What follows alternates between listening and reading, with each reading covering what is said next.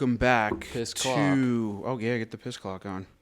Welcome back to the Volly House Podcast, episode 18. We are at Kolka Studios, so if you need a firehouse built, give them a call. The #1 commercial builders on Long Island. Also download the Firewire app, available on iOS and Android. New release coming out soon, or a new version.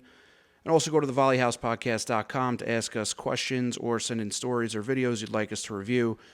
And give us a follow on all social media platforms at Volly House Podcast.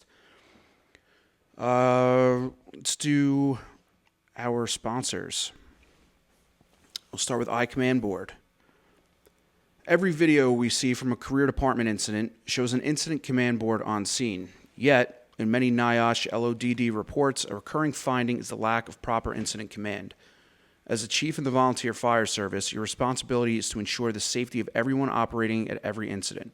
Gone are the days of managing this in your head or on a simple whiteboard. The owner of iCommand Board, a volunteer fire chief, took this challenge head-on by developing a professional tool tailored for volunteer fire officers.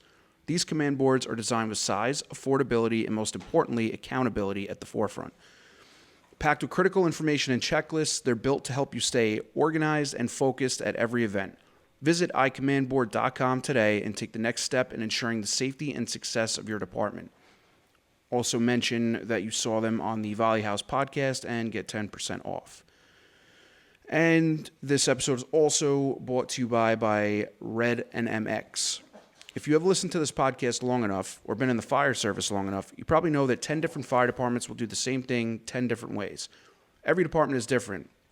Whether it's scheduling permits, reporting, points tracking, inventory, or truck checks, chances are high that your department does it differently from the one down the street. Hopefully, you're managing most of this with software. Is your software vendor putting you into their box? When you ask for a small change to your system, do they just add it to the list or do they get it done? Maybe you bought another piece of software just to get scheduling right. Next thing you know, you have 5 different vendors to manage your firehouse just because your original vendor couldn't make a small change. Alpine Software's Red NMX is the all-in-one fire software that fits the needs of your department. Their average customer has been with them for 19 years. Why? They've dedicated people to set up your system, convert your data, and get you trained. They have a US-based call and email support staff. If you're tired of, we'll add it to the list, join the hundreds of other departments that have switched to Alpine Software. I can say firsthand we use Red Alert or Red NMX. I use it for funny use case. Some of the older guys in the company don't have GroupMe. They don't use GroupMe. They don't have iPhones maybe. I don't know. I have the way that my department uses it, Red Alert, Red NMX, whatever you want to call it. I think the app it's the Responder app. I have a message list that I can send to my entire company. So anything I want to put out over, say I usually do GroupMe or Teams and over a text page, I can send anything to everyone and I don't miss anybody that's not in GroupMe. Interesting. And I use that all the time. Like I have like a meeting tonight and I want to make sure everyone's there. I sent out one yesterday, reminder, truck company meeting, and then I sent it out today and it hits everybody's phone. So even if you don't see it on GroupMe, It goes through as an SMS text. It goes through as an SMX from Alpine, which I have saved in my phone as a fire alarm. Can anybody send that or just the officers? I would say probably just officers, but I'm sure the permissions can be adjusted as needed. You guys use Red Alert? Not anymore, no. No. We did for many years. But I like it for that. Just as long as you're not sending messages at like 3 in the morning, waking everybody up. Yeah. It comes through as a fire alarm, so however you have your... Like I have my contact for Red Alert text messages as fire department with a bunch that's what I do. with a bunch of red dots. Yeah. So I know it. Right. So I always put obviously reminder. It's not a fire alarm. So, but I think it's useful. Like I'll send it out. Like guys, if I don't have their number, I can actually go down my list, find their badge number.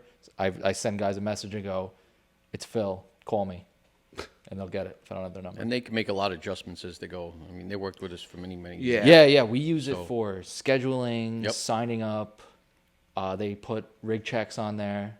Yeah, It's inventory. good. They up. really ramped it up in the last couple of years, customizing it to fit, our department. Right. What we want. And that's the thing. They can adjust it for your department. They Yeah. can make it any way you want. I'm sure they got an out of the box and then customize it. Right, yeah.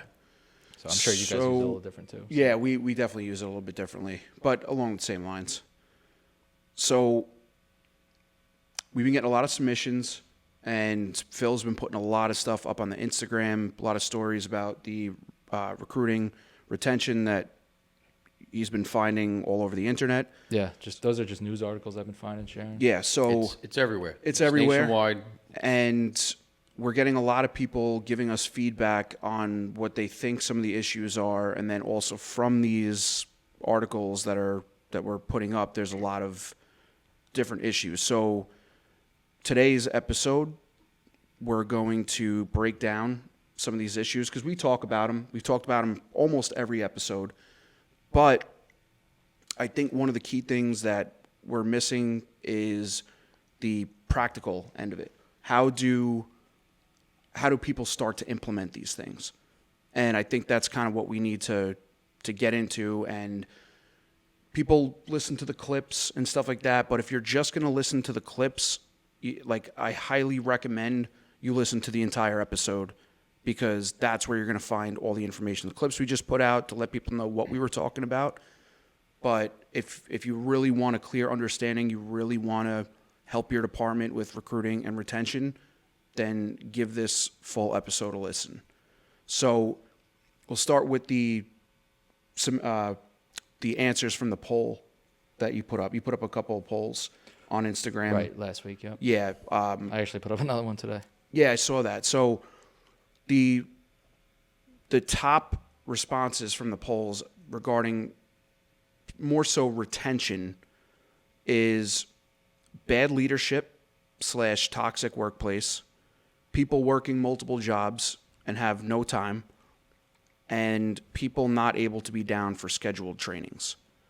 So do you want to break them down each one? Or do you want to talk about them as a whole? Well, we can go through a lot of different avenues, and, like we've talked about even on the side, I am constantly reading stuff, and I send you a lot of these articles like that one in Connecticut.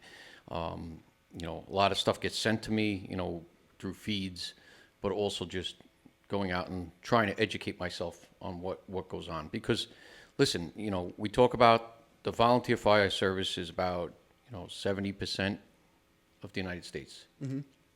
And that's a big number. There's a lot of volunteers out there. And whether it's volunteer or volunteer combination, or starting to make that move towards a combination, or merging departments, and there's so many different avenues. We don't need to reinvent the wheel a lot of times. Somebody is doing something that works. And I say this a lot as well. There are departments 20 years ahead of us. There's departments that are 20 years behind us, and somewhere in there is us. And you have to look out there. So I look at this two ways. Number one is you have to take that step. You have to take a step foot forward. You got to think outside the box, and make changes that are going to be beneficial. That's number one. And number two is you have to reach out to other people. You have to talk to other people, and that's part of why this podcast came about, is sharing information about the volunteer fire service and things that work, things that don't work, and people reaching out to us. So those are the two avenues you have to take. And there's obviously so many different channels you can go down and rabbit holes with, whether it's leadership, whether it's the way we've always done it. The two things firefighters hate, right, the most, or what? The way it's been done. The way it's always been.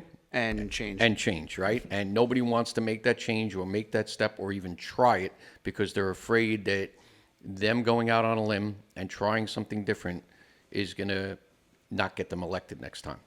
And I've never had that problem of being that person to be boisterous and try to make that change. And some things worked and some things didn't. So we have to start looking at those things. Bobby even said it. I've said it. You got to evolve. I personally think responding from home doesn't work anymore. So why are we still doing it? Well, here's an interesting one. So I'll go over. There's two submissions that we got, which are kind of fall into that. So, and I should put out a poll. A lot of guys liked the open question. Yeah. I was putting so they can write whatever they want. I was putting polls where you got to pick an answer. I should do polls like this. Yeah. So I mean, because all of them get a ton of feedback. It's a lot of information you get. So I took like all the ones that you would put up. I took like the base, like which ones had the same or similar response and just broke those down. But these are different. These are submissions. So These were written submissions. These are written submissions. So or website submissions. both website and also social media. So this one submission, this guy said, I've reached out to 7 departments around my city in Massachusetts. These are combo/full call departments. I live within 7 to 10 minutes of each one and was denied membership because of that, because he's out of district. One department said they're only taking applicants within district right now, but would call back if anything changes. All of these departments are actively seeking volunteers. So what about the department that he lives in? It's a that paid district? paid city department. Oh, it's a paid city. So he won't be taken by a volunteer group outside of where he lives, but there's no volunteer service where he is. Correct. Well, then shame on all those volunteer departments. You should be trying to get that person. Well, that was as soon as the possible. one that was interesting to me was the one that said that they're only taking applicants within district right now, but would call back if anything changes. Well, if you're actively seeking members for your volunteer organization, open it up. There are, and I don't know what Massachusetts rules or laws are, there are rules and laws out there that do prevent in certain areas. So you can't totally knock it. So that's one of the things I want to get into. That is a possibility that's out there. For like my department, we try to stay and only take people from within our district. Right. But we allow up to 1 mile outside of our district. Yeah, It's we got to have be a- a fair response. Yeah. From, and there's members of a neighboring department. I have one that lives on the next block over from me that's in the neighboring department. He's not in my department. And reason being, he was in the juniors with that department, and he decided to stay with that department. Yep. I mean, personally, you're kind of poaching people that you both need members. There's- I get it. But in that particular case, I can understand why Yes. that person went in that direction. So you do have to look at, is there legality issues? Is there problems? Is there a problem with that person? I don't know. Did he or- mention mileage or just time? He just put time. He said like 7 to 10 minutes outside of district. I understand that. I do.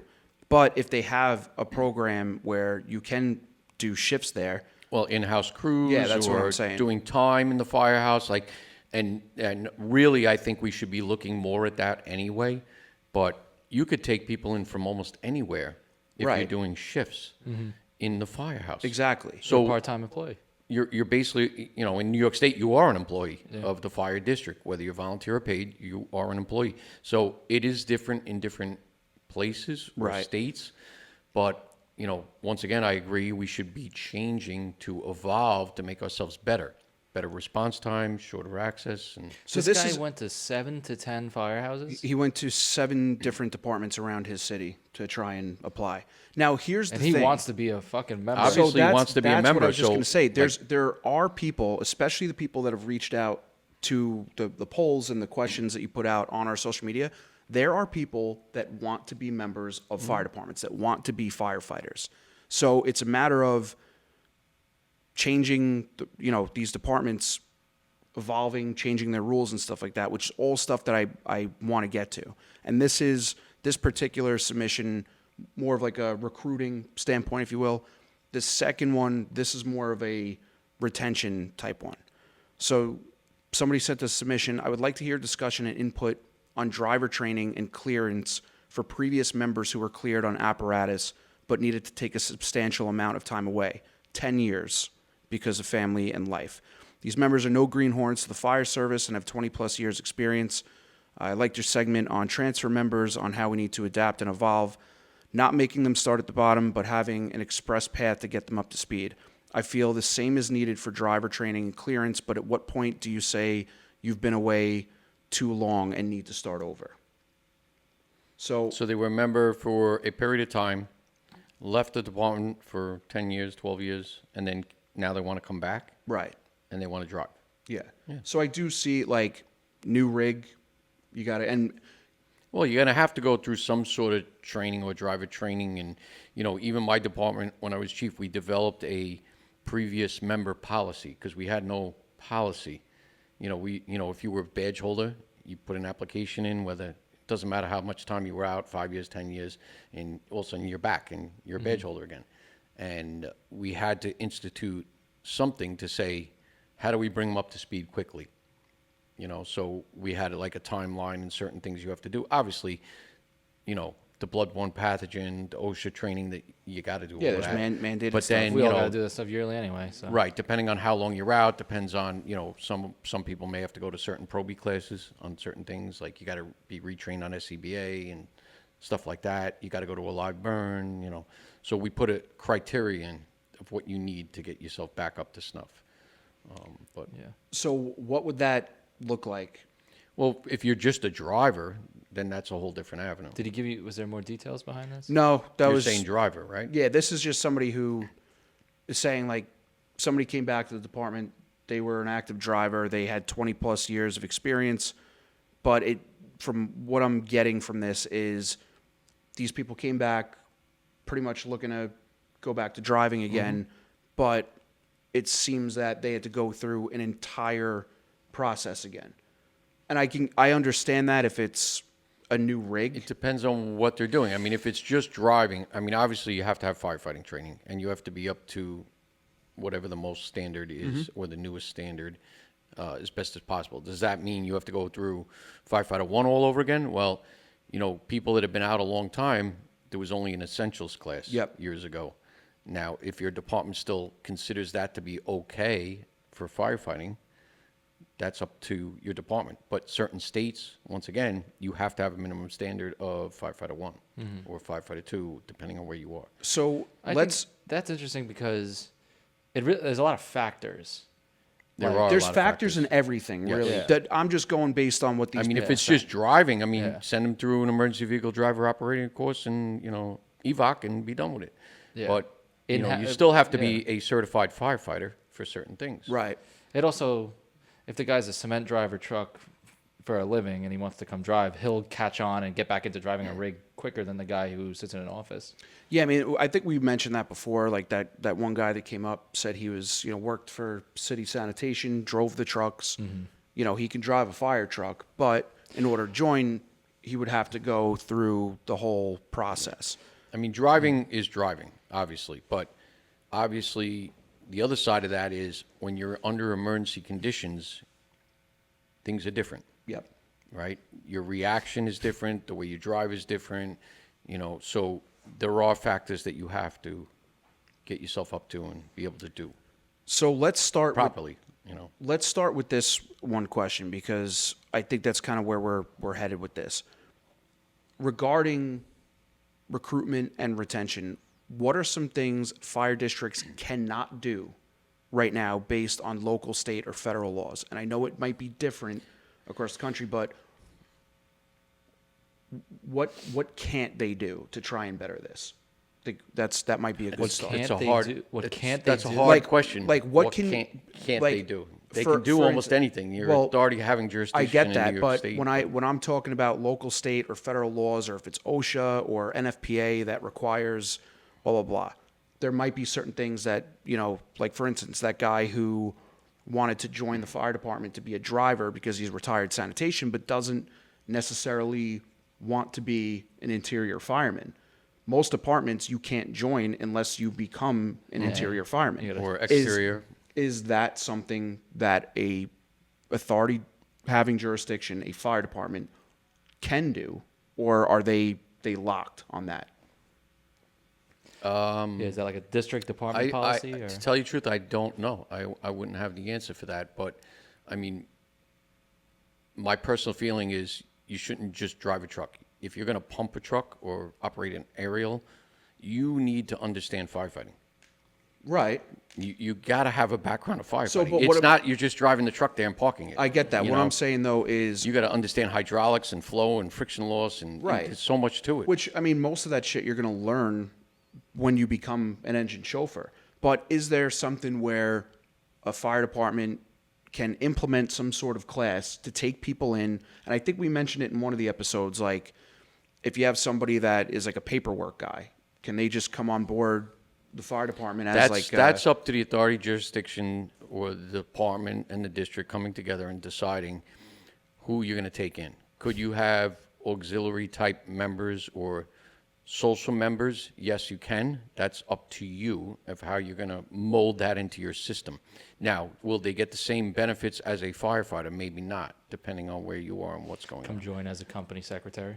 Yeah, like but like that's CPAs and, so you have people that want to be involved somehow, but there are certain things like the new probies come in, and every year that book that the probies have to learn gets thicker and thicker, and the training requirements, like when I joined, and it's obviously different from when you joined, but my book was that big. yeah, but I remember talking to some of like the older guys that joined the fire department that were like, you got there, they handed you gear and pat on the back, good luck, and you learned as you Fire went. services evolved and changed Obviously. along the way. And, But- there are some people that think we don't need any training. Who cares? It's common knowledge. We can just put water on a fire and it goes out. Well, that's a whole different And animal. that's right. But, you can look at this. That would be that's naive. Who thinks Yeah. that? But you can look at it in different ways. But we've changed.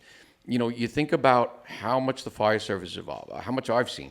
But, even going back to they didn't have air packs. Yeah. So you didn't need to learn air packs. Why?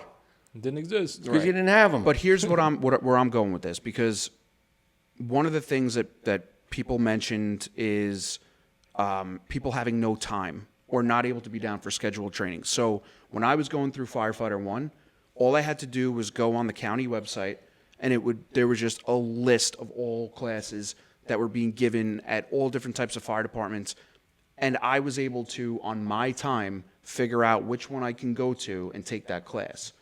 Now it's changed where it's a hybrid and people have quizzes. It's almost like a college class. It is a college class. Well, yeah, but I'm just saying 7 college credits. I'm just saying, but you have people who've already graduated college don't need 7 college credits. I get it, but So is that something that's not an authority having jurisdiction changing that? That's a county thing. Well, what are you asking? What are you saying? Asking what can be changed. Can it go back to that model that I just mentioned? Yeah, but like right now in my department, you can hand in a training slip, say, guys just did ice rescue. We don't have any ice or bodies of water, but you can sign up for the class and go take it. I'm talking about Proby class. Because you have You're a saying year... change the firefighter. model of Firefighter 1 So- to the old way of doing it. Right, because- So Firefighter 1 has evolved so much. Like, when I took it, it was called Essentials. And the book's still called Essentials. But it was Essentials of Firefighting. And that was it. And you went to 13 classes. The 13th class was your final exam. That was all we did. Okay? And before that, they did less. And it's evolved and changed. Now, the curriculum that the county gives is on the national level. So you look at NFPA and stuff, and they put standards in there, and there's certain OSHA things that are required that you have to do. So that's the national curriculum. Right. Now, if the fire department wants to go against NFPA, which I really doubt they're going to do. I'm not saying that. What I'm saying is now when you sign up for Proby class for the county fire academy, you are going based on their schedule. Correct. You When- pick a schedule that kind of works for you and you do it. And there are people that miss classes from time to time and they have to do a makeup and stuff. It happens. And the county instructors do the best they can to accommodate people when they can. It can't happen all the time. It's Right. very hard to track people and make sure that they're getting the proper programs done. And But what I'm saying though is when I was doing it, I it understand what wasn't you're on saying, their but- schedule. It was on my schedule, and it's still on your everything- schedule. You pick the classes you want and how you want to do it. You want to go upstate New York and take it up, you could take it up there. You could take it down in Suffolk County. You could take it in Nassau County. As long as you have the certification. Yeah, I get that. I I'm understand what you're saying is bouncing around with classes all over. But the problem is then how do I know that I'm going to have 25 for a class on a Tuesday night if anybody's So- going to show up? So now we're assigning an instructor to a day that nobody may show up. Right. I mean, when I took these classes, they were always packed. I understand that. And I understand where you're coming from too. I'm just saying, like, and this just because I know how Suffolk County works. I'm not too sure how Nassau works. I'm not sure Everywhere's how a it little works. different. Everywhere's a little bit different. But that right there, like, I had a guy who joined around the same time as me. He was older, worked overnights. He would bang out 2 classes a day because he would just look up, all right, there's one at 11 in the morning I can go to, and there's another one at 7 o'clock at night I can go to. finish that one up, then I go in for my night shift. Just for firefighter 1? Just for firefighter 1. And there's boot camp programs where they run in the summer. I'm not It's going just to 2 lie. weeks straight. Whatever you're talking about sounds a lot more complicated than it is right now. It is a lot complicated. and to tell you the truth, I mean, we went to the hybrid system many years ago under the request of students. And, you know, a lot of people made a lot of changes to make it more accommodating to get the classes in so you can do things from home. And it's not all classroom anymore. So we've changed and evolved to try to help people in the way that they wanted to be helped, but it doesn't work for everybody. It's never going to work for everybody. I agree. And I think we need to adjust in the way we train in general. And I think we should allow people, you know, and Bobby even mentioned this, like if you can't show up on a Wednesday night, why can't you log on a computer at 3 o'clock in the morning and take a training class? And I don't have a problem with that. There still has to be a certain amount of hands-on and things that have to be done. But at some point, you know, we need to evolve and make it a little easier. And we've been trying to make it a little easier for people. But there's only so far you can go. Okay, so that's at a county level. Wait, I agree with you if it's for taking extracurricular courses. Well, extracurricular courses you take, like, there's maybe a ad hoc. handful of them. Yeah. I could just go But to I the county think- website. but and You sign have up. to make a little bit of a commitment. Yeah. It's really Yes, what it for comes sure. down Well, to. also, if you're taking firefighter 1, you're new. So you should be responding to the schedule of the instructors or the instructing agency. So this is what I'm saying. When I joined, He doesn't know what he's saying. I had to Listen, take, I know what you're saying. I did it. I did the No, I same thing. get it. I had Right, 13 classes. I could go anywhere they are. I look at the schedule and I'd say, listen, I could go to Brentwood tonight. I could go to Ridge tomorrow. I could Yep. go to Manaville. I can get as many classes as fast as possible and Yes. get my certificate. Yep. Okay? And I understand what you're getting at. But the problem is the programs are so big. There's so much that too, information they you need might to have- learn. And in order to track students and get them to do the proper classes and the hands-on and everything they need to do, it takes a lot. And when students start to not follow a program, now let's say you take 3-4 classes, and now all of a sudden you disappear for 4 months. Who's watching to make sure you're getting it done? Well, Nobody. Nobody's watching you. And that's also a prerequisite or a requirement to no, I get that. off probation. You have, but most departments you go to, they tell you have 1 year to complete this. So it doesn't matter when you Listen, complete it. I can tell you there are people that it takes longer than a year to complete. Yeah, and firefighter one. there's that too. And It just usually the department they'll during an exec board meeting will extend that. But I think the only difference was your hands-on. Like when you were finished with all those classes, you would have to like apply for. There was a certain week that they would do a hands-on. That you had to be at. But the other classes you could just do on your own. There wasn't like, oh, I have to go to this class every Tuesday night when sometimes. But the these way the people can't hybrid make it. program is set up now is the instructor monitors the computer. You give them assignments with due dates, and it's all tracked. So like when I run a firefighter 2 class, I give a due date. It's due Saturday morning by 9 a.m. I can see who's doing and who's not. If you're not doing the program or you're not following through and you go falling too far behind, I throw you out of the program. Due dates, I understand. But how would you have a due date if you're just doing it whenever? Well, when I was going through the program, we didn't have any of these tests. I get it, but now we're trying to monitor people and trying to get people to stay within the limits so that they can pass the program and succeed at the end. Right. And If we don't follow you or don't track you and you take the test at the end, you can get a 30 on it. Who's going to know how well you're doing on quizzes and tests? Who's going to track it? yeah, but when did that whole thing happen? When did they Many years ago, we went to a hybrid program. Was it because people were failing? It's a lot of reasons why it went. There were people saying that there's too many classes, they can't go to all the classes, we want to be able to do things online from home. There was so many factors into it. So I can understand. Even the legislature, everybody got involved in this thing. So that's what I'm saying. Like, obviously there's, a county. Like It's not just a county. I mean, it's a national program. I mean, we follow the IFSTA program. Mm-hmm. That's a national program. You log into Resource One, and everything's there for you. Right. Plus, you can go and see the slides. You can see everything that's going on. Yeah, You I'm can read the I'm book. not debating that. I'm just saying it's instead of a very strict, instead of doing it on your own schedule, now it's a very strict schedule. And I'm not I debating. wouldn't say very. I would say stricter. It's Right. It's more elaborate. It's more involved. There's more classes. There's more to know. The fire service is ever changing and evolving, and we need to adjust and evolve as best we can. But we're not going to have a class at 3 o'clock in the morning either. Well, yeah, this gives obviously. you the option if you want to be up at 3 o'clock in the morning and you want to do your online quizzes and tests. Go ahead, do it. Right, yeah, I'm not debating that. This is just from what I'm hearing out there with, some of the new people that come in. They're like, like I have to do this class at 7 o'clock on Tuesday night. Like they have to do that class. So if they miss it. And once again, there has to be some sort of commitment.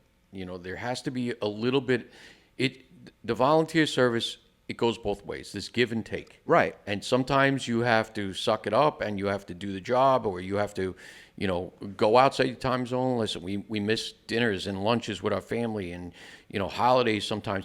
There's things that you have to give sometimes. Yeah, I'm not debating that at And all. We've tried to make it, I don't want to say but we do. We're trying to evolve as best we can with the situation that's amongst us. Right. And Now- that is training and knowledge and being educated so that you don't get yourself hurt when you're out there. Right. And again, I agree with all those points. It's just more so of why it went from the way it was to now. Like I said, I don't know exactly what was the major brunt of the change, but people were saying they wanted to be able to do things online. I know that. COVID probably had a big part of it. Yeah, I'm sure What's that? COVID definitely had a I part in it. think it was started before Yeah, COVID. it was prior to COVID. But there's a lot more digital stuff now than there used to be. Oh, absolutely. So- And that's even in the real world. Everything's evolved, Zoom meetings and everything else, because we had to change and evolve. I was doing classes from my home on the computer, because From that's my what we had home. to do. Doing from my home. From my home. Yeah.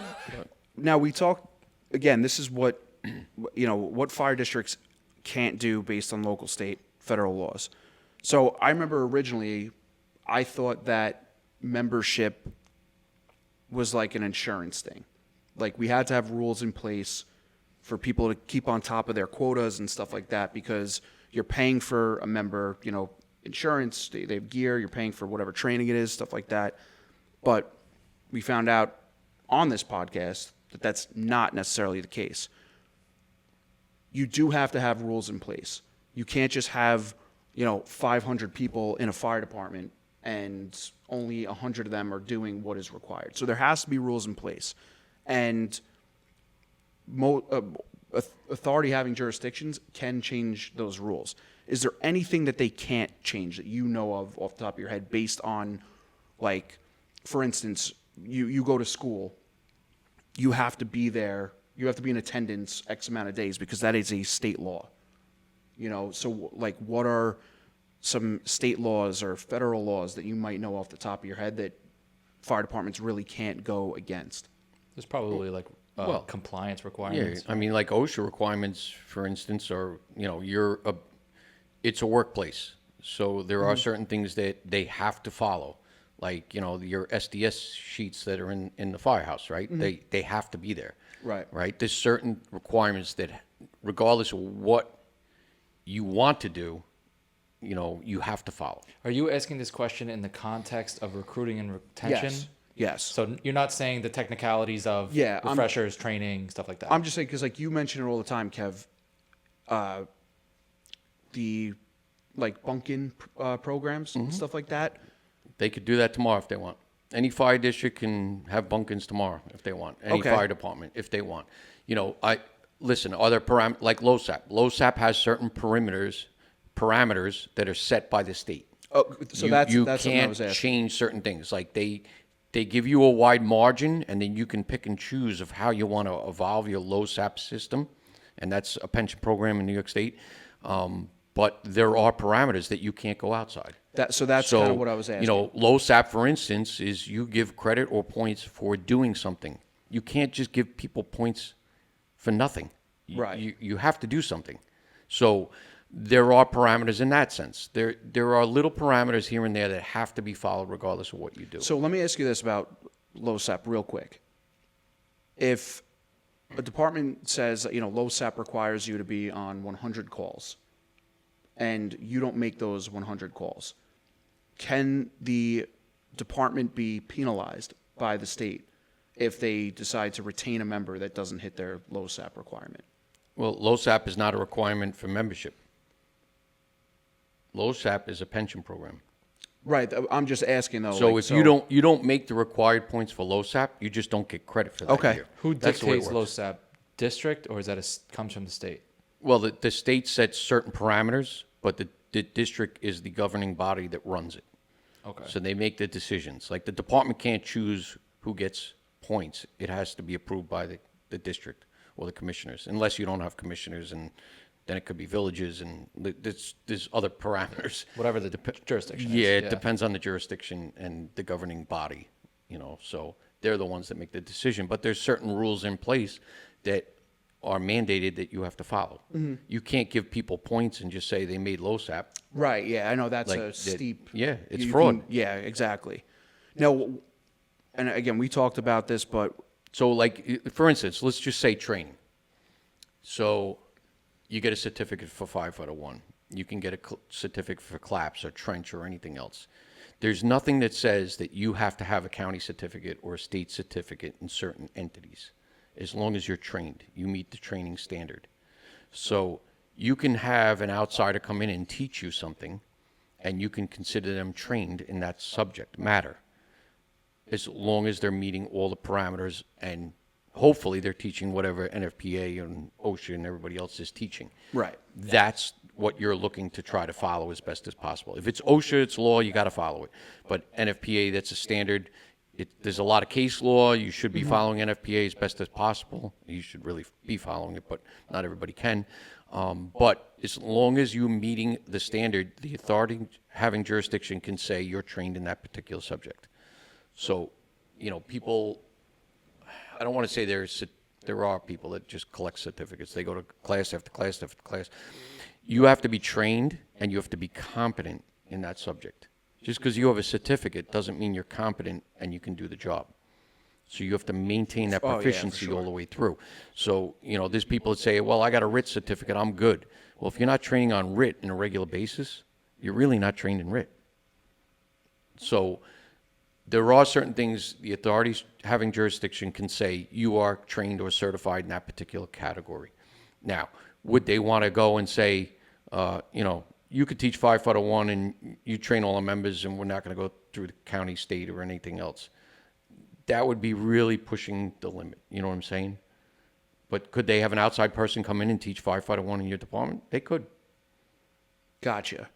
So so let's just talk Suffolk And County. it's like I said, this is New York State. This is what we have here. I don't know how it is in, Mississippi or Texas or anywhere else. It could be different. Some of them require the same standards as paid professional firefighters. And I'm not saying you're not professional if you're volunteer. You could still be professional.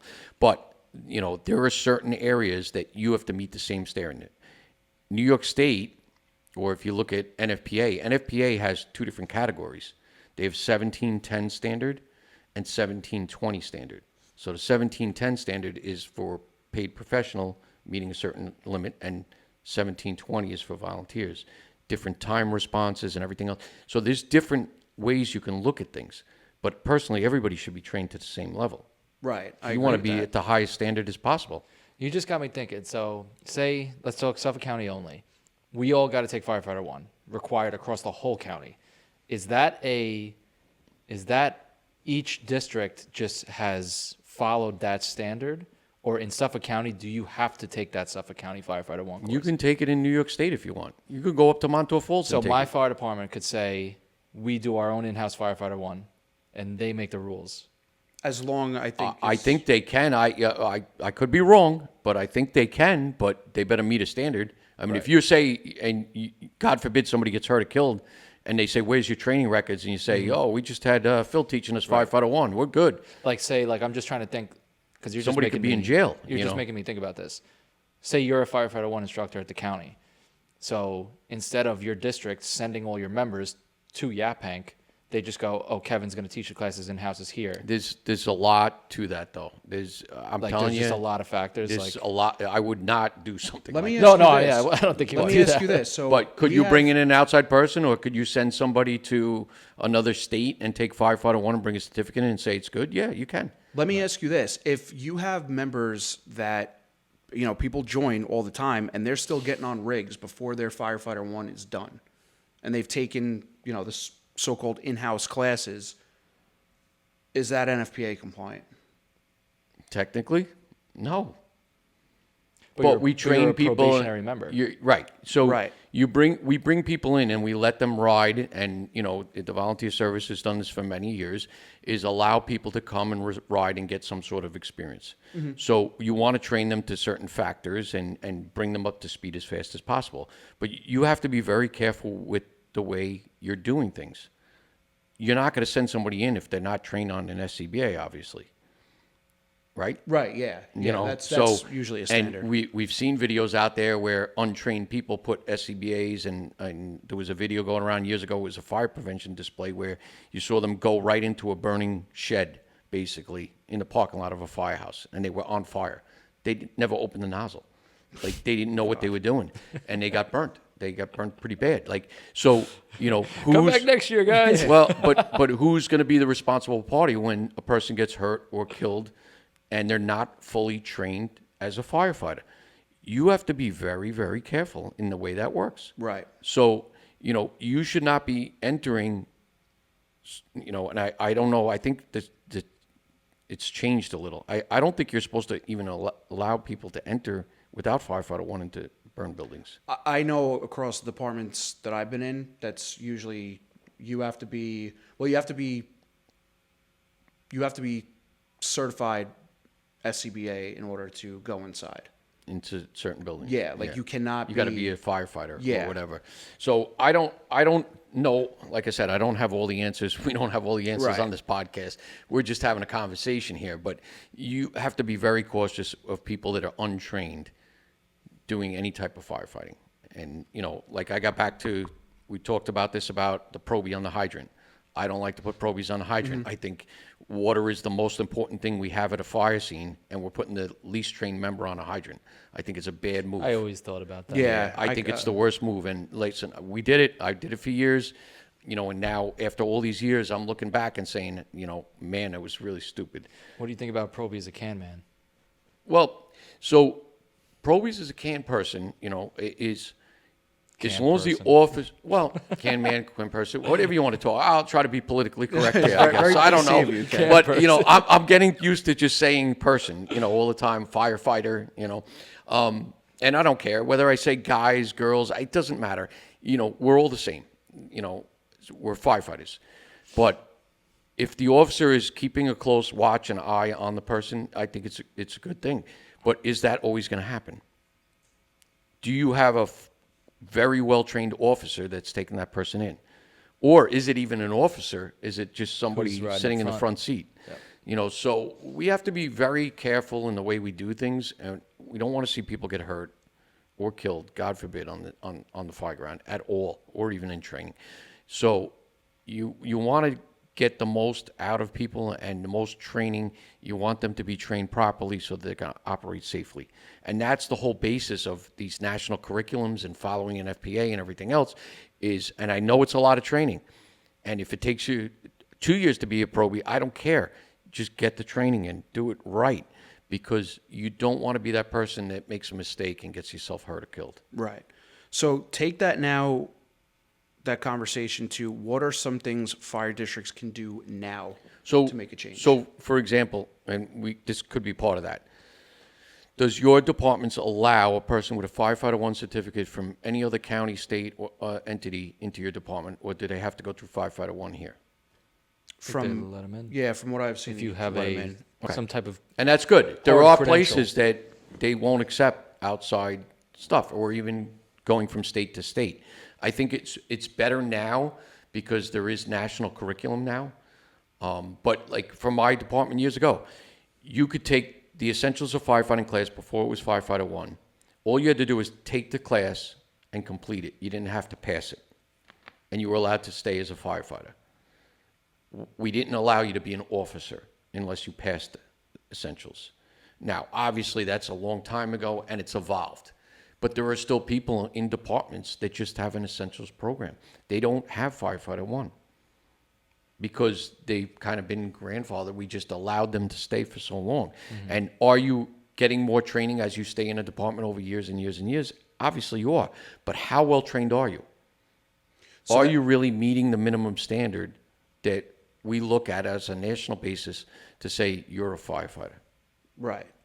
And I think there's a lot of caveats to that. There's so many. Because It also goes the other way because, say for me, I have RIT, Heavy Rescue, Firefighter 1, Fire Officer 1. I have all those classes. But just because you got RIT doesn't make you the best qualified RIT guy. Oh, yeah, No. Like, absolutely. I could probably outperform someone who did RIT.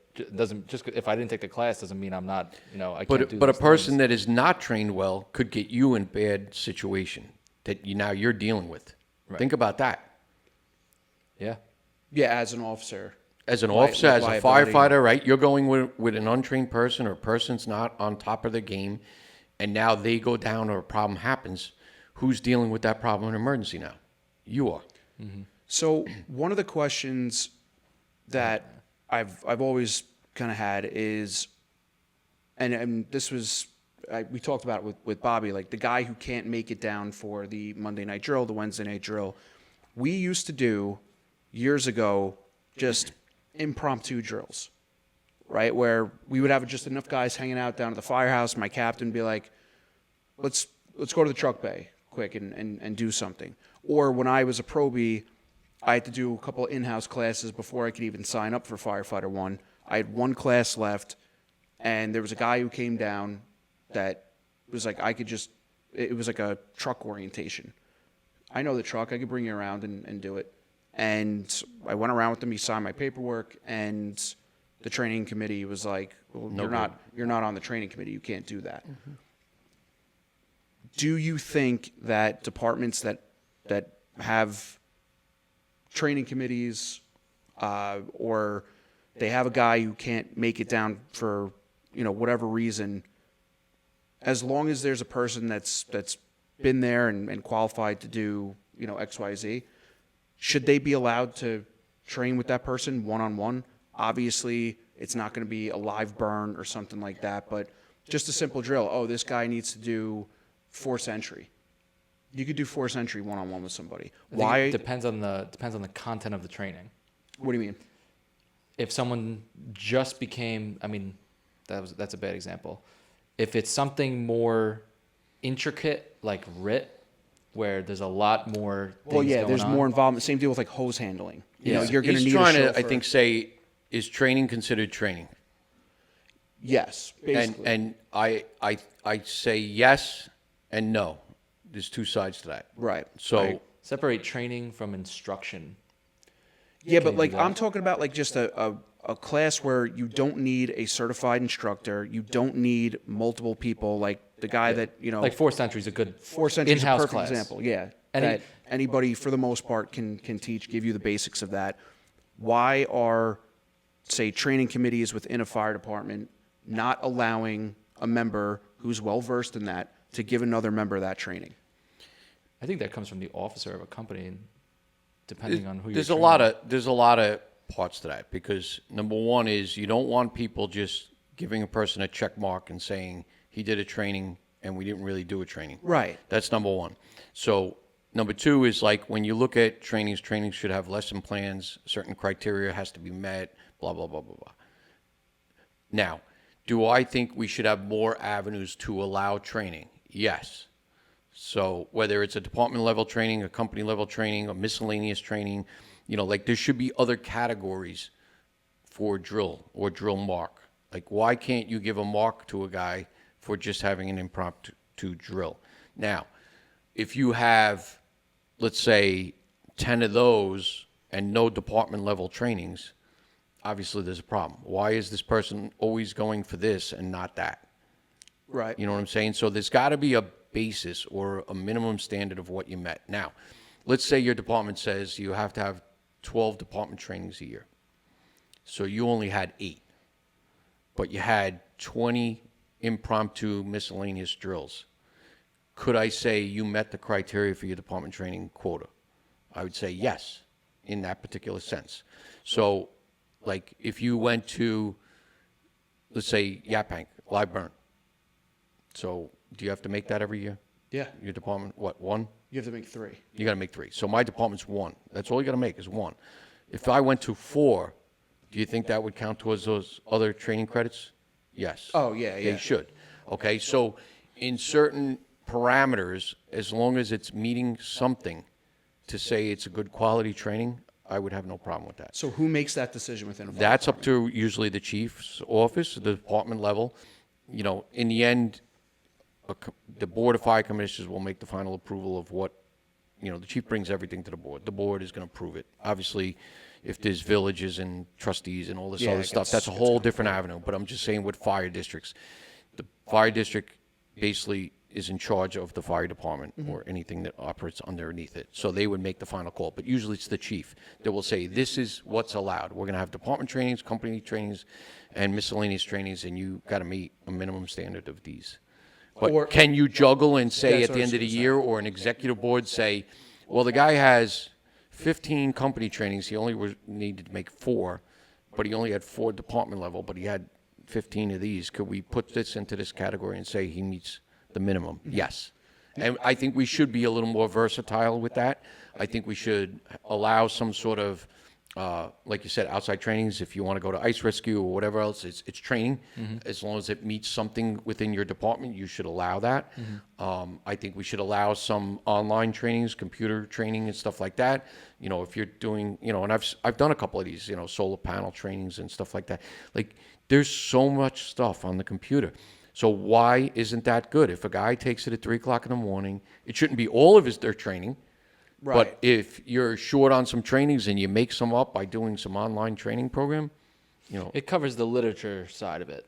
You Yeah. know? Because And you can still learn by reading, but That was the whole thing. Like, I think some people misconstrued I that read clip. article after article after article, and I learn so much stuff just from reading. Now, it's not a computerized thing. It's not a certificate, but you know how much knowledge is gained just from reading?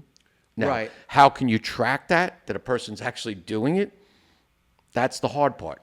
So there has to be some sort of leeway to help volunteers make a minimum standard or a training program or whatever. And listen, there is way too much training that is out there that you can get your hands on. And yes, I think we do turn people away because there is so much training that is required, but you need to have knowledge. So, to that same kind of conversation there, what are your feelings on, and this, you know, goes for both you guys, but when there are standards to be met where members may not be hitting those standards, should we have a baseline that everyone needs to hit, right? Which, yes, and That's basically like, what we all have, is yeah, some sort of baseline. But if you look at, say, 2 members that aren't hitting their points, right? But there's 2 different circumstances. One person's trying to get down and put in the effort that they need to. The other person is just, they're kind of falling out of it. What is the issue with departments taking things case by case? And the reason I asked that is because that was something it was on a comment on one of the TikToks about somebody was saying that they had a member that just wasn't coming down. He was home all the time, wasn't coming down for anything. But on the other hand, there was somebody commenting saying that, hey, I'm busy, but I try to get down there as much as I can. Our points are about the same. Like, why are we both getting released when the person who's doing or trying to do their best, Well, can a department look at it on a case by case basis?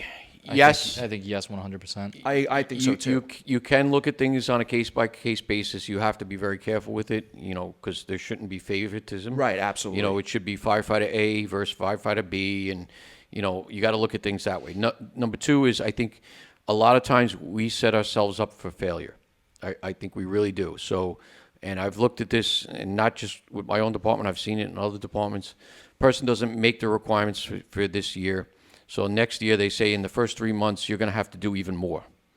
Well, if they couldn't make that minimum last year, how the hell are they going to make more next time? Exactly. In the first 3 months. They're already too busy. They already told you they're too busy, and they're trying to get by. Is there a way that we can make it work beneficial to retain that member? That's exactly what I'm I asking. think, another thing is like we put more requirements on the officers because they should lead by example. Well, if they're going on more calls, and most of them are usually doing more anyway because they're an officer, we should be setting them up to do more training. Let them be better leaders. I don't think we train our leaders or people to be leaders. Not everybody can be a leader, number one. It's not for everybody, just like firefighting is not for everybody. And being an officer is not for everybody. But when we put more requirements or more, you got to make these committees, you got to make all these trainings, you're going to teach probies, you're going to do this. How the heck are they supposed to go to Fire Officer 1 or RIT or anything else under the sun? I'd rather say you have the same requirements as everybody else, but I want you to have more training. I'd rather have a better trained officer with more knowledge and ability than telling them to go on more calls. They'll go on calls. I'm not worried about the call, but I want them to be a better leader.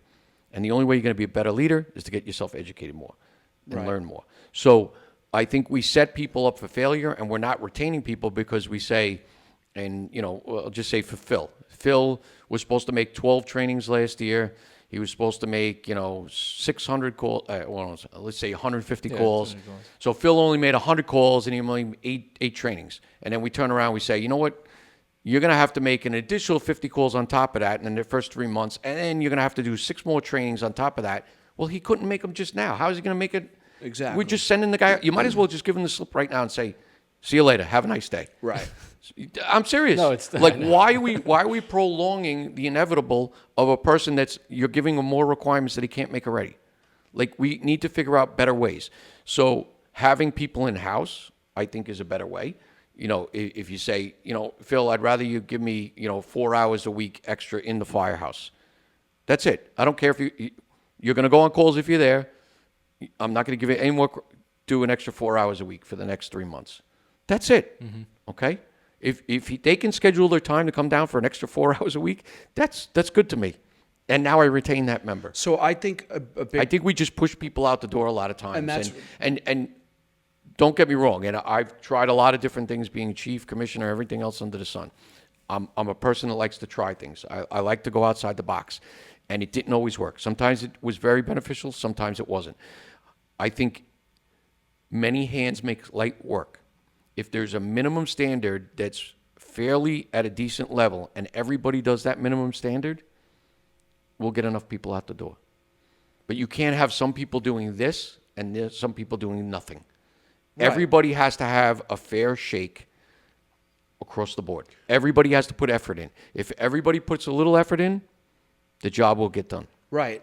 Now, for what I was saying before, from a case-by-case basis, because, there is a line that you kind of have to, there has to be because, some sort of line, right? So, because I think that's a big problem. I think that, these departments have these requirements in place that are across the board for everybody. And like we've talked about, your life changes as you get older and stuff like that. You want to stay a part of it. You want to be a firefighter. But all of a sudden, you get people start creeping down your neck. Hey, you're not making your points here, and there's another guy that's also not making their points, but he's not doing he's not trying. You are trying. What certain parameters can departments put into place where if, say, they kicked one guy out and he's like, well, he's not making his points either. How come he's staying? Because the bylaws are written that way. Well, but you could change the bylaws. Things can be changed. And once again, we get back to the same old problem. This is the way we've always done it. And I've had chiefs, and I've had, chiefs after me, before me, and everything else, and I've talked to different people all over the place. And it's like, well, I had to do it, so he has to do it. And that's the wrong attitude. If you're saying that I had to do it, so he has to do it, that's a problem. Right. Okay? And personally, you want to fix all these problems? Do in-house crews across the board, no more response from home, and get a training in every time you go down to the firehouse. Done. Everybody will meet the requirements. Whatever your number is, 6 hours a week, 8 hours a week, figure out a number and say, we want everybody doing in-house crews. When you're down there, you're going to do 1 hour of drill. And that's it. And if you're on runs the whole time and you miss that 1 hour drill, guess what? You're going to get it on the next one. And everybody will be well trained in your department. Give them certain parameters to go down. Tell everybody. I said it for my own department. I said, we take in, let's say, 10 members a year that we keep. If 10 members are doing 8 hours a week, right?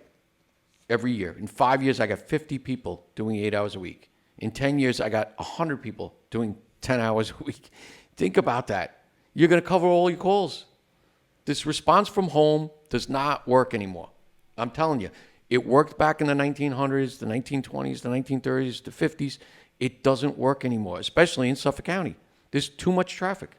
Okay, so And response is just too slow. Yeah, but- Fires are evolving so much faster than they did in 1970, right? We talked about this, and Bobby even said it's even fast now with batteries. Right. You're looking at 3 to 4 minutes to a flashover.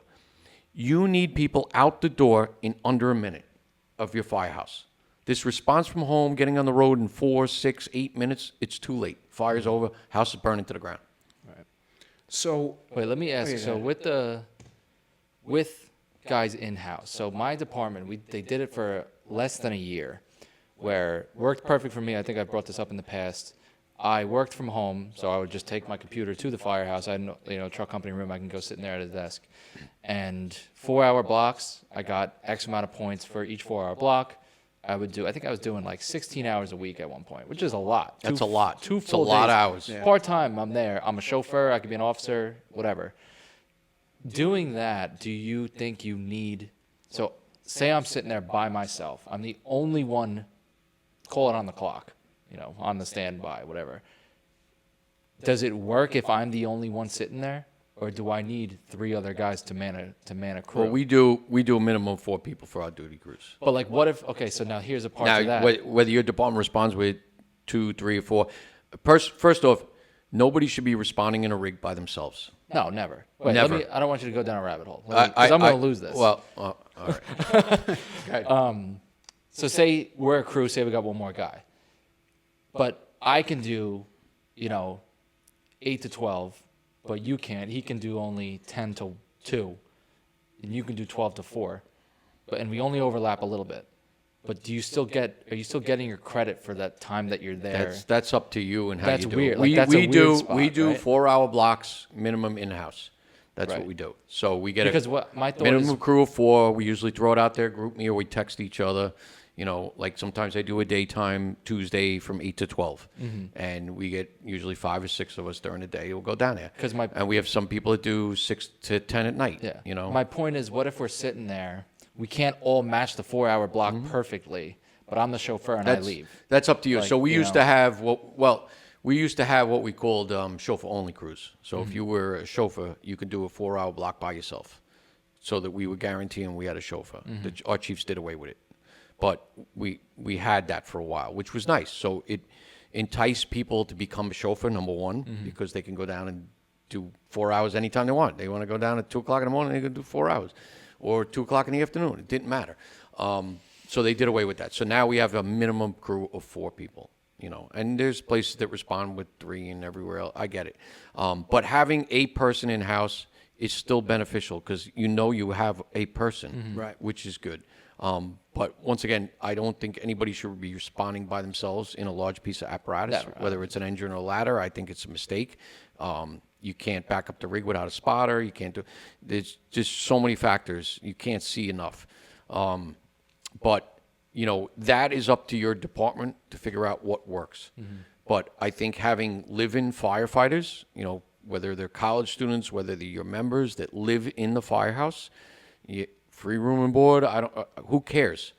They're there to provide a service for you, and they're going to get out the door fast. And having in-house crews that people can respond out the door as fast as possible. And you may start one of these programs and, it may only be one person. Eventually it's going to be 2 people, then eventually be 3 people. And once more and more people, you could start scheduling. There's scheduling software out there. You can go into all these managing systems and you could say, I'm available next Friday, every Tuesday for the next 4 weeks from 6 to 12 at night or whatever. and I could put my name in there. And then Tyler goes in and goes, oh, listen, Kevin's available. You know what? I could do that too. Let me put it in there. And then you look and you say, oh, Phil, you know, those two don't, you know, I could do that. And now you're planning weeks ahead of what people can do. And if you got to back out, you got to back out. It is what it is. So all that being said, right, and we talked about every department does things different. Every department has certain rules in place. A lot of them are bylaws. So in order to change some of these things, meetings need to be had by the bylaws committee to change these certain things. But for people who are listening to this, who really see an issue with recruiting and retention that might not be in a position to change anything, how do they relay this to a chief officer or commissioner? They got to start talking through the chain of command, write things on pieces of paper, reach out and pick people's brains, put together a program and send it forward. You know, as long as you have some general parameters, you know, and I have a lot of different stuff. If people want to reach out, I can send you some information. But, you know, start reaching out to people that do this stuff. And I want to get some people on here as guests that were live-ins from other places, college down in Maryland and stuff like that, and or people that have progressed from volunteer into the career steps, if you have a stepping program, stuff like that. But I'd like to learn more about this stuff. And like I said, we don't have all the answers. I like to try things and see what happens. Tell your officers, let's just start doing this. Let's just start every Monday night. Let's see what happens in getting 4 people I agree together. with that, yeah. And see how that rolls, whether it's you're getting a credit for it or not. Go down the firehouse, hang out 4 of you for 4 hours. But you think about how many times you have to go to the firehouse back and forth for calls, right? You know, structure fire comes in. I'm going to go to the firehouse. I'm going to go home. All right. Oh, I'm going to get back in my car. I'm going to go back. We got an automatic alarm. Blah, blah. How many times? You could be in the firehouse for 4 hours and do something. Wash your car, do something, clean the tools. Just start something to get people in the firehouse. I think we've turned too many people away from hanging out in the firehouses. And we want to bring people back into the firehouses so they can get out the door fast. So, Right. And, you know, there are issues sometimes where you have, like you said, sometimes a very junior crew that maybe doesn't have the experience, the knowledge, but whatever. But they'll learn. Everybody's going to learn. You got to start somewhere. In New York State, you can only be a member of one volunteer fire department. That's the rule in the state. But people have come up with ways to go around that. And they call them mutual aid agreements where chiefs sign off. That's how they have these live-in or bunker programs upstate. You get a letter signed by your chief that allows you to respond in another jurisdiction or department. Because you can't have overlapping LoSAP and all this other Right, stuff. right. So there's factors. But they do it. There's members that live upstate New York and from New York that volunteer down in Kentland or Hyattsville or these departments down in Maryland. They go down and George's ride. County. Yeah, they ride for a day or two or a weekend and they go home. Or, you know, some of them go down for 2 weeks. As long as they ride for 2 weeks a year, they're considered a member of that volunteer department in another state. So why aren't we adapting or evolving to allow to do stuff like this?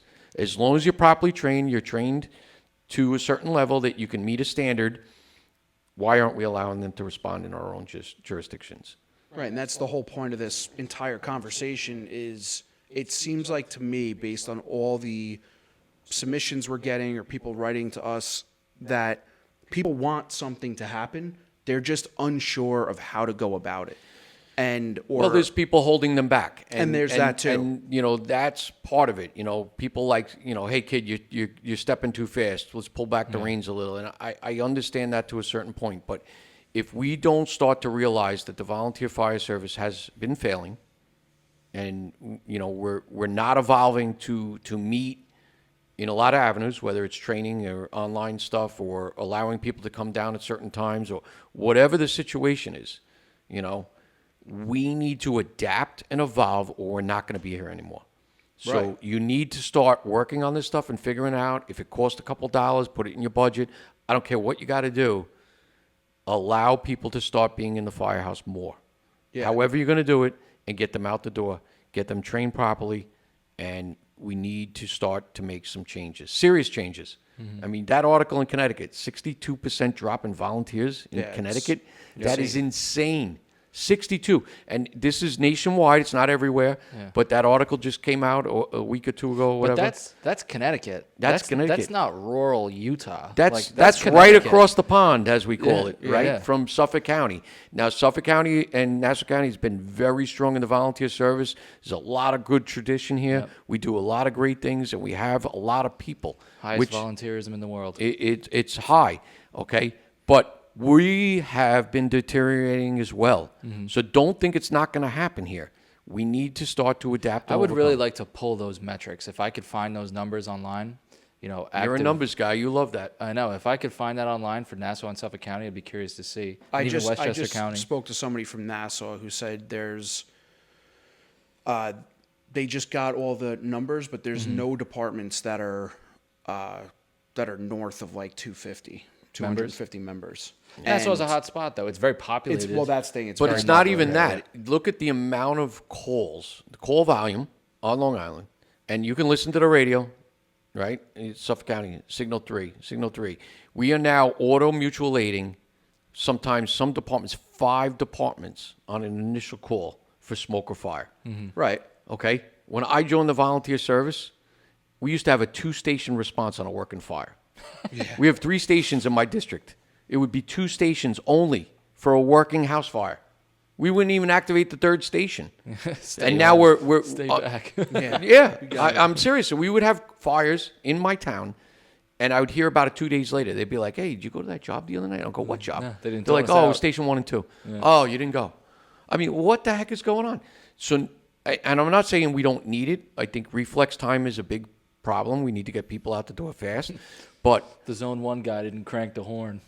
well, whatever. Zone 1 and 2 only. Yeah, right. But we need to start to adapt and overcome. If you don't listen to the radio, even if you're not going on call, listen to the radio. How many departments are asking for additional manpower? Additional manpower. Signal 3, sending an ambulance call to another district or whatever. And we had these problems, and we started paying people. Well, Okay. I feel like And- the ambulance. And we had to. We had no choice. EMS is especially crazy. with the REMAC protocols and having a medic on certain calls. We had to do it.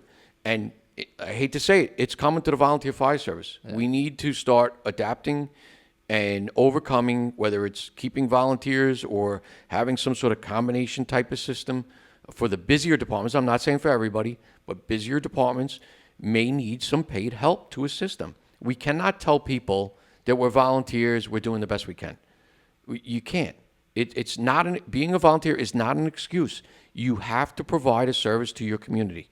And if you're not providing the service, you better figure out how to do it quick, because otherwise, eventually, somebody's going to come after you, they're going to sue you, and they're going to shut down your fire department, and there won't be a volunteer fire service. So adapt and overcome, make your volunteers stronger, and make your system work, however you're going to do it. And again, like you said, they're just based on the feedback that we're getting, people want to be volunteers. And there's a lot of people that are sour about the whole thing because they were part of a fire department and got let go because they didn't hit a certain standard. Meanwhile, they were trying to. And listen, I'm not saying that people don't try. People do try. And people have, like I said, they ride waves in their life. It's going to happen. You're going to have ups and downs in your life. And if your life gets very busy that you can't handle it, if you have to, just resign for a little while and come back. But don't be turned off. Don't turn a blind eye to the volunteer service. The volunteer fire service gives so much back to you that you don't even see. It's really a learning experience. It's one of the best things that ever happened to me in my life. And, it's made me realize how important it is to give back to your community. Yeah, and absolutely. I think it's very important. So how do we evolve and make it better to not turn people off, not push people out the door, how to retain people properly? We got to come up with ways. And there's a lot of different ways, and you got to adapt and overcome. Yeah, and it seems like it's on each department. It's on everybody. No, meaning like as far as adjusting the rules. And again, this was the whole point of this conversation, is give people something tangible. Where to start. Where can you start? Who do you go to? Don't make your requirements too hard or too difficult that people can't make it. But it's got to be a generalized line that everybody can sort of meet. And Right. like I said, it's not for everybody. Some people just don't have the time. They want to say I'm a firefighter and wear all the T-shirts and stuff, and they don't want to put the effort in. You have to put some effort in. There has to be effort, but it's got to be obtainable. Your goals have to be obtainable.